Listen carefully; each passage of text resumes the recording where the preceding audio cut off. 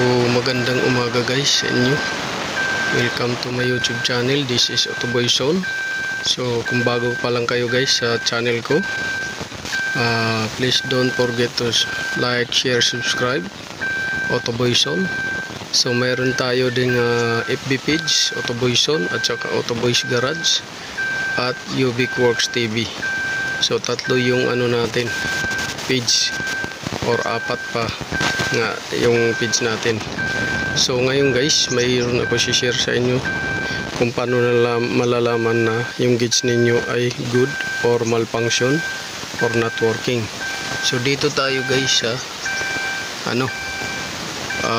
hot and cold, coolant temperature. So paano malalaman guys na good pa yung gauges nito or yung gauge nito? Iangat nyo lang yan guys, dapat bumabalik yan. Yan, dandahan.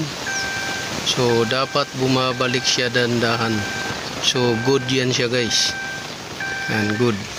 So dito dapat bumabalik siya dandahan, pero wala siya, di siya bumalik. So sira na to guys yung motor, sunog na yung motor nito.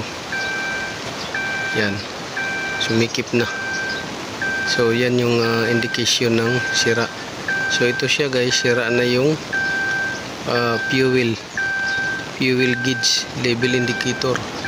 Ito hot and cold coolant temperature gauge. Tapos dito paano malalaman yung RPM? So paandarin natin.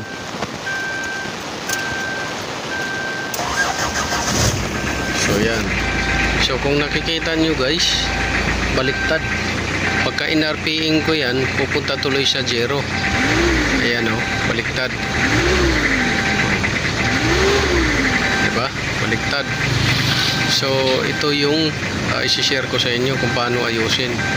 So binaklas na natin yan, yung cluster panel. So nagkalat na dito yung dashboard cover panel, radio cover, tsaka steering. Yan. So paano ba yan i-resolve ba? So una guys, ang gagawin ninyo ay tanggalin nyo to, itong cover na to. Dalawang screw yan, tanggalin ninyo. May makakita kayo dyan na coil. Check ninyo kung sunog. Kung hindi naman sunog yung coil, okay pa, meaning mayroon dyan resistor or diode or IC na bumigay. So para ma-confirm, tatanggalin nyo to buo, pati dito sa likod may tatlong tornilyo yan. Yung tatlong tornilyo, positive, negative, signal. Tatlo yan siya, positive, negative, signal, yung kinapitan ng tornilyo na yan. So ngayon yan yung check ninyo. So para hindi natin na humaba yung video natin, so paano ko ba re-repairin to, itong na to. So una, siyempre babaybayin nyo yung wire nito sa likod kung mayroong nasunog, nagdikit, naputol. So yun yung gagawin ninyo para mahanap ninyo yung short circuit o high resistance yan guys. So ngayon papakita ko sa inyo kung paano ayusin ko. So tara guys.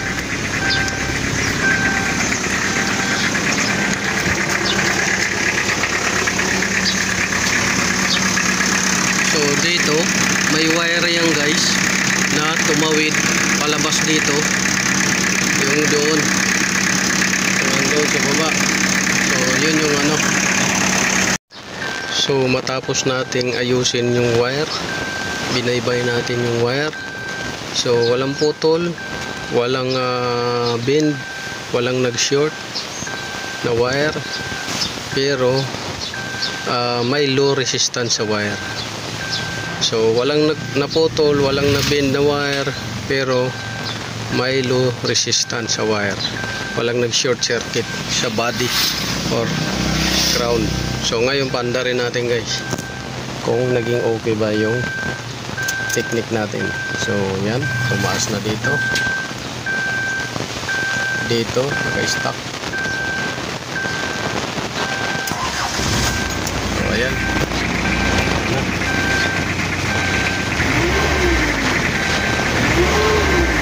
So ganun lang kadali yung pag-aayos nito. Ganun lang kadali. So salamat sa panonood, salamat din sa Panginoon sa pagbibigay sa atin ng kaalaman sa araw-araw na blessing at sa lakas sa buhay.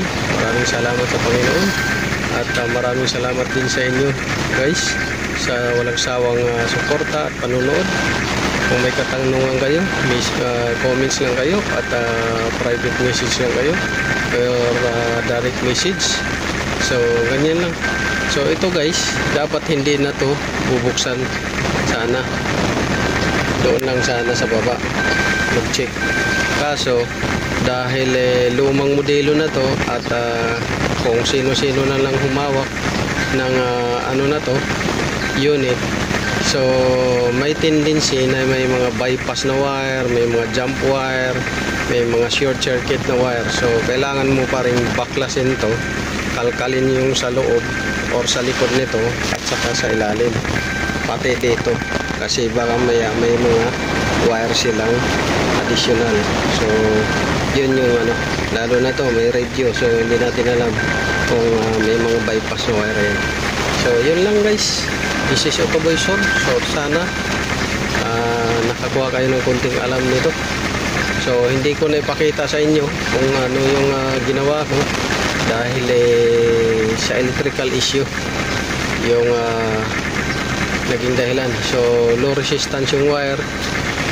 Ngayon pagka binirit mo, nag-high resistance, kaya nag-change ng nag-change siya ng polarity. So yun lang guys. Maraming salamat. This is Otoboy Son.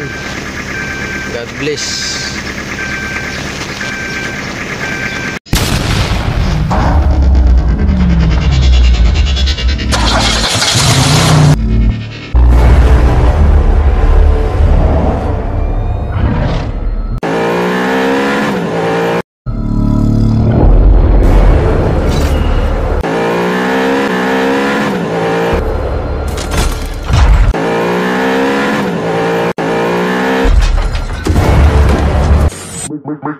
Make